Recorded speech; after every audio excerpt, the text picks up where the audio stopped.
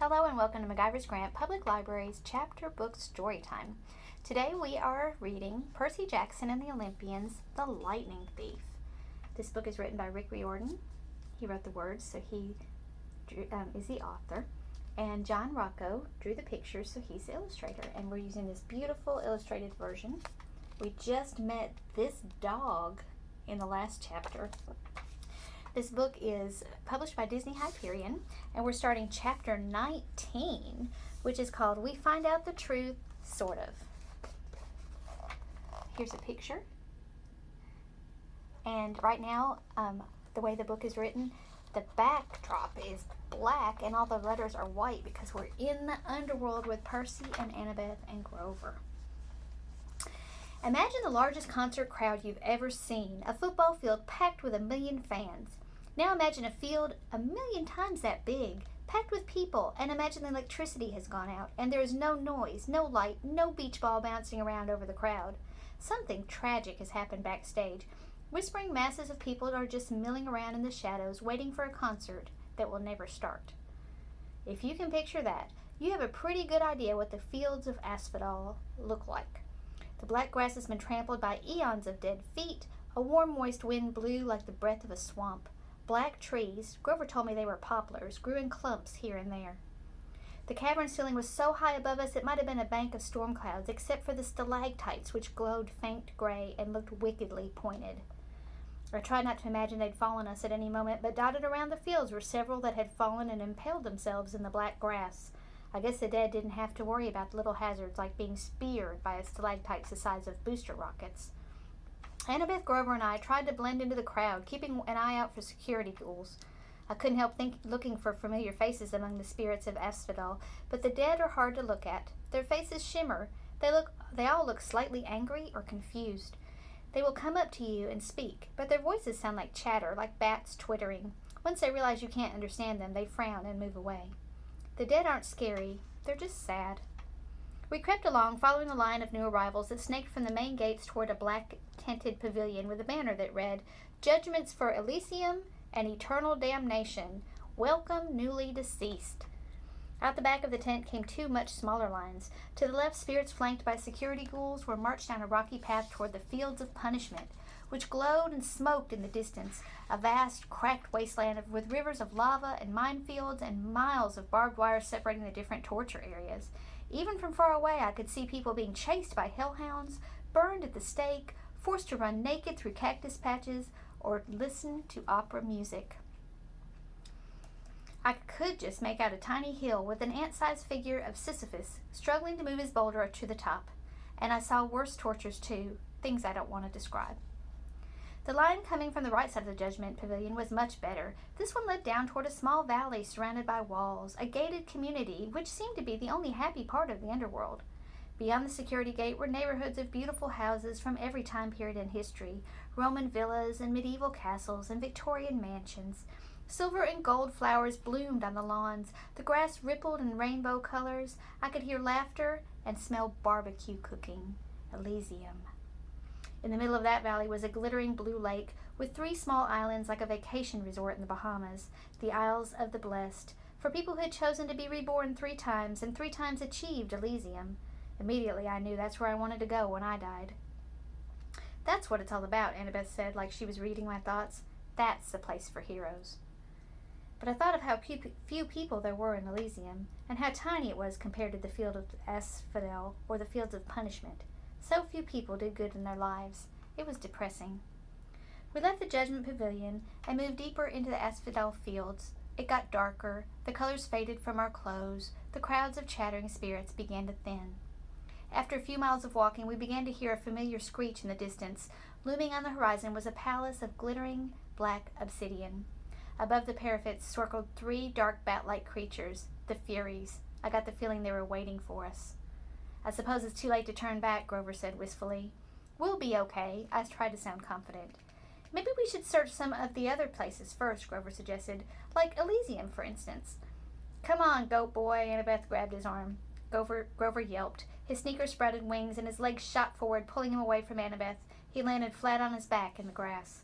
Grover, Annabeth chided, stop messing around. But I didn't. He yelped again. His shoes were flapping like crazy now. They levitated off the ground and started dragging him away from us. "Maya!" he yelled, but the magic words seemed to have no effect. "Maya already! 911! Help!" I got over being stunned and made a grab for Grover's hand, but it was too late. He was picking up speed, skidding downhill like a bobsled.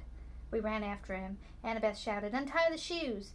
It was a smart idea, but I guess it's not so easy when your shoes are pulling you along feet first at full speed. Grover tried to sit up, but he couldn't get close to the laces.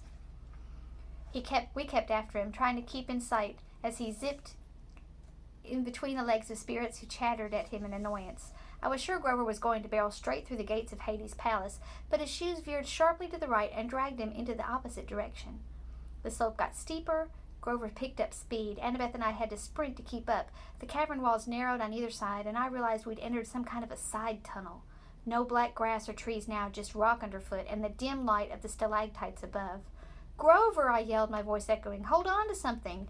"What?" he yelled back. He was grabbing at gravel, but there was nothing big enough to slow him down. The tunnel got darker and colder. The hairs on my arms bristled.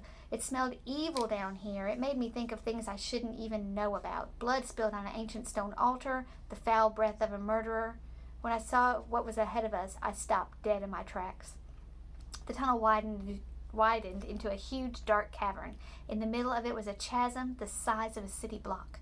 Grover was sliding straight toward the edge. "Come on, Percy," Annabeth yelled, tugging at my wrist. "But that's—" "I know," she shouted, "the place you described in your dream. But Grover's going to fall in if we don't catch him." She was right, of course. Grover's predicament got me moving again. There's a picture of Grover.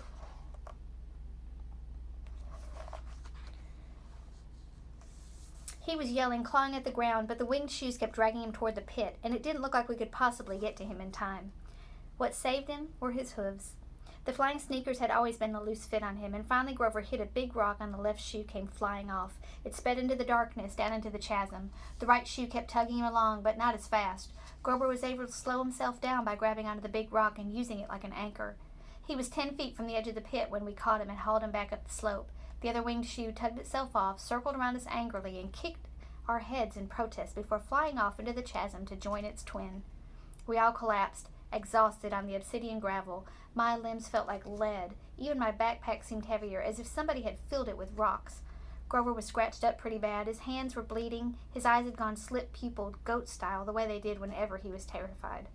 "I don't know how," he panted. "I didn't—" "Wait," I said. "Listen." I heard something, a deep whisper in the darkness. Another few seconds, and Annabeth said, "Percy, this place—" "Shh!" I stood. The sound was getting louder, a muttering, evil voice from far, far below us coming from the pit. Grover sat up. "What is that noise?" Annabeth heard it too, and I could see it in her eyes. Tartarus, the entrance to Tartarus. I uncapped Anaclusmos. The bronze sword expanded, gleaming in the darkness, and the evil voice seemed to falter just for a moment before resuming its chant. I could almost make out the words by now. Ancient words, even older than Greek. As if— "Magic," I said. "We have to get out of here," Annabeth said. Together we dragged Grover to his hooves and started back up the tunnel. My legs wouldn't move fast enough. My backpack weighed me down. The voice got louder and angrier behind us, and we broke into a run. Not one moment too soon. A cold blast of wind pulled at our backs as if the entire pit were inhaling. For a terrified moment, I'd lost ground, my feet slipping in the gravel. If we'd been any closer to the edge, we would have been sucked in. We kept struggling forward and finally reached the top of the tunnel where the cavern widened out into the fields of asphodel. The wind died. A wail of outrage echoed from deep in the tunnel. Something was not happy we had gotten away. "What was that?" Grover panted when we collapsed to the relative safety of a black poplar grove. "One of Hades' pets?" Annabeth and I looked at each other. I could tell she was nursing an idea, probably the same one she'd gotten during the taxi ride to L.A., but she was too scared to share it. That was enough to terrify me. I capped my sword, put the pen back in my pocket. "Let's keep going," I looked at Grover. "Can you walk?" He swallowed. "Yeah, sure. I never liked those shoes anyway." He tried to sound brave about it, but he was trembling, as badly as Annabeth and I were. Whatever was in that pit was nobody's pet. It was unspeakably old and powerful. Even Agneta hadn't given me that feeling. I was almost relieved to turn my back on the tunnel and head toward the Palace of Hades. Almost. We're going to stop there. We're going to see what happens next time we get together at the Palace of Hades. And we're going to see what happens with Grover and Annabeth and Percy on their quest. Thank you for joining us.